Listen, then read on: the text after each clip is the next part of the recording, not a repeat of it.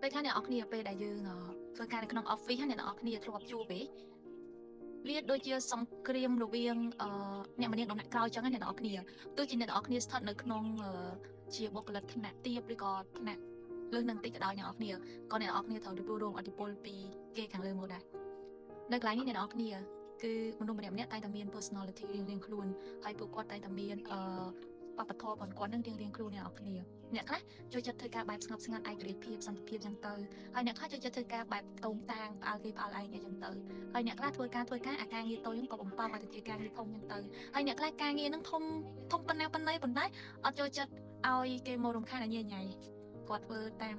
ទម្លាប់របស់គាត់ធ្វើតាមបែបផែនរបស់គាត់ចឹងទៅពី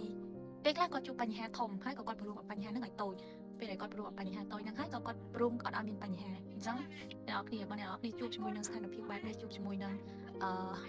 work ដែលធ្វើការគ្រប់បែបយ៉ាងហ្នឹងអ្នកនរគ្នារៀនធ្វើចិត្តទៅអ្នកនរគ្នាហើយមិនឲ្យអ្នកនរគ្នាធ្វើអញ្ចឹងតាមពួកគាត់ដែរទេ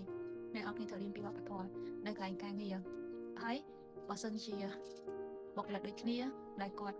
ថ្នាក់លើយើងទីឬក៏ជារៀបច្បងយើងបើគាត់តែនាំពីលើយើងត្រង់តាមស្ដាប់ទៅអ្នកនរគ្នា